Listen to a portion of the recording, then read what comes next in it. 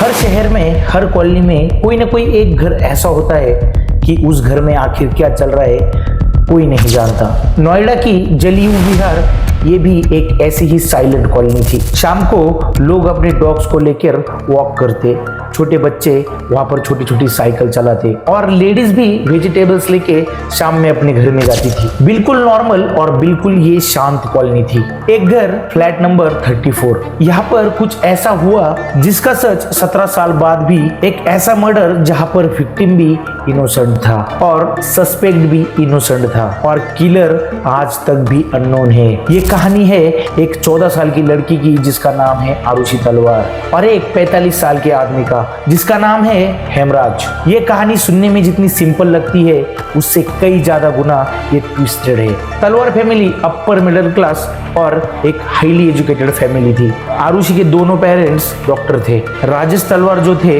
वो एक dental surgeon थे और उनकी वाइफ नुपुर एक ऑर्थोडेंटिस्ट थी और उनकी एक बेटी थी जिसका नाम था आरुषि और वो 14 साल की थी और वो 9th क्लास में पढ़ती थी। होशियार थी और बाकी के लोगों के साथ में फ्रेंडली थी, इंटेलिजेंट थी और काफी ज्यादा ब्राइट थी। घर में डिसिप्लिन था और उनका रूटीन भी फिक्स था। स्कूल टाइम, वर्क टाइम और डिनर टाइम एकदम क्लॉक वर्क था। लेकिन यहाँ पर एक चीज जरूर थी, घर में हेमराज नाम का एक हेल्पर रहता था।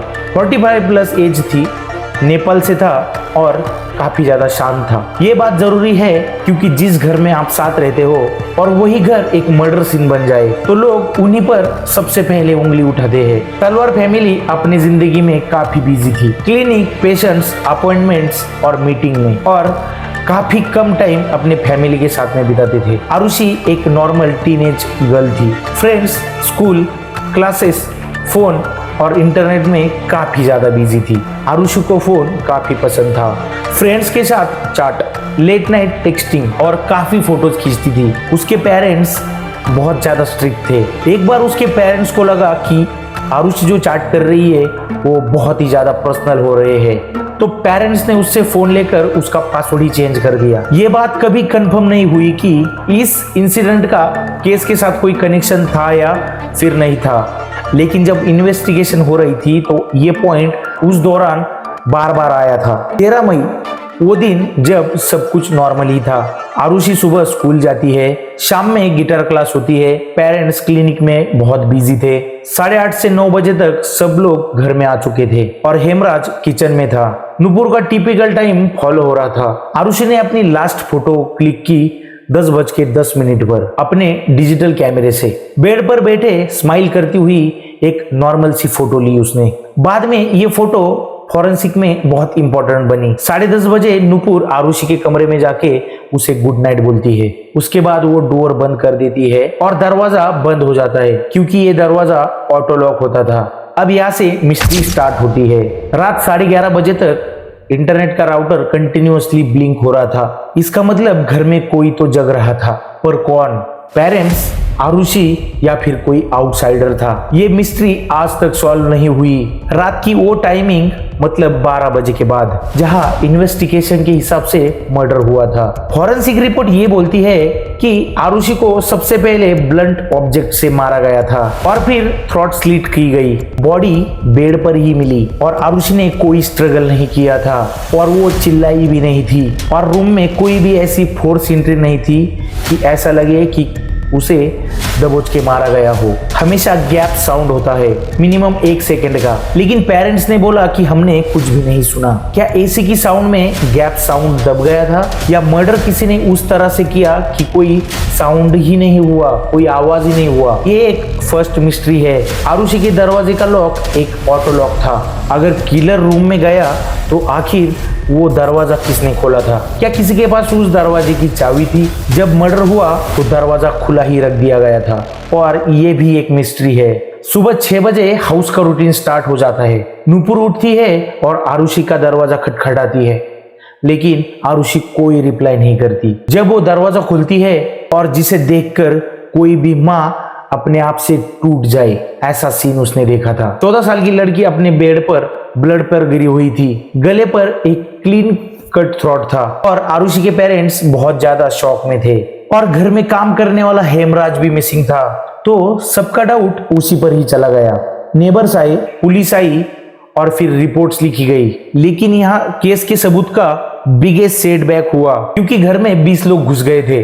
प्रेस वालों ने बहुत फोटो खींची और बेडशीट फोल्ड की गई। ऑब्जेक्ट्स बहुत ज्यादा मूव हुए। घर के अंदर बहुत फुटप्रिंट्स। जब इन्वेस्टिगेशन होनी थी उसी टाइम पे बहुत ज्यादा लोग घर में घुसे और वो सबूत लोगों द्वारा मिटाए गए। क्राइम सीन ऑलमोस्ट क्लीन हो चुका था। ये फैक्ट पूरे केस को अनसॉल्व बनाने में सबसे बड़ा फैक्टर रहा। 24 घंटे बाद पुलिस टेरेस चेक करती है। टेरेस का दरवाजा लॉक मिलता है तो पुलिस उसको थोड़ा पुश करती है तो वो दरवाजा खुल जाता है और टेरेस पर एक और बॉडी मिलती है हेमराज की। और हेमराज के साथ भी सेम हुआ था जो आरुषि के साथ में हुआ था। सेम पैटर्न में उसकी भी हत्या कर दी गई थी। Head injury, throat slit, body को टेरेस पर प्लेस कर दिया गया था। कोई ड्रैग मार्क नहीं थे। किलर को घर का पूरा लेआउट पता था। टेरेस का लॉक, लैच, की यूसेज, उसे सब कुछ पता था। पुलिस ने एक थ्योरी बनाई कि पुलिस ने बोला पेरेंट्स ने आरुषि को हेमराज के साथ में कुछ कॉम्प्रेसिंग मूवमेंट करते देख लिया था, लेकिन पुलिस के पास में कोई प्रूफ नहीं था। और डीएनए टेस्ट जब हुआ तो उसमें कुछ भी नहीं निकला और कोई भी आई विटनेस नहीं था। सीसीटीवी फुटेज भी नहीं थी और ये थ्योरी भी कोलैप्स हो गई। सीबीआई के सेकंड टीम ने पेरेंट्स को ही सस्पेक्ट मान लिया। उन्होंने बोला कि पेरेंट्स डेंटिस्ट थे। क्लीन कट उनके एक्सपर्टाइज से मैच करता है। मर्डर क्वाइट मैनर में हुआ था। स्टेयर अवे रूम्स और लॉक्स पेरेंट के कंट्रोल में थे। क्राइम सीन भी क्लीन ही लगा था। लेकिन फिर वही प्रॉब्लम, कोई वेपन नहीं, कोई फिंगरप्रिंट्स नहीं थे और किसका क्या मोटिव है कुछ भी पता नहीं चल रहा था। 2013 में पेरेंट्स को लाइफ इम्प्रिजनमेंट हुई। जज ने सर्कमटेंशियल एविडेंस पर डिसीजन दिया था, लेकिन सर्कमटेंशियल एविडेंस एक पजल जैसा होता है। अगर एक भी पीस मिसिंग हो तो पूरा पजल कोलैप्स हो जाता है और यहाँ तो 10 पीस ही मिसिंग थे। 2017 में हाई कोर्ट ने एक क्लियर डिसीजन दिया। तलवार फैमिली को इनोसेंट माना गया। कोर्ट में इन्वेस्टिगेशन को बुचअप बोला गया और मर्डर आज भी अनसॉल्व है। एक घर, एक लॉक रूम, 2 लाशें और एक किलर, और जो आज तक पकड़ा ही नहीं गया। 17 साल हो गए, साइंस एडवांस हो गई है, टेक्नोलॉजी बदल गई है, लेकिन इस केस का किलर आज भी कहीं पर छुपता हुआ फिर रहा है। तो दोस्तों, अगर ये कहानी आपको पसंद आई हो, अगर आपको ये वीडियो पसंद आया हो तो प्लीज चैनल को लाइक कर देना। अगर आप चैनल पे नए आए हो तो प्लीज सब्सक्राइब कर देना और अपन मिलते हैं ऐसे किसी नेक्स्ट वीडियो में। तब तक के लिए चलो।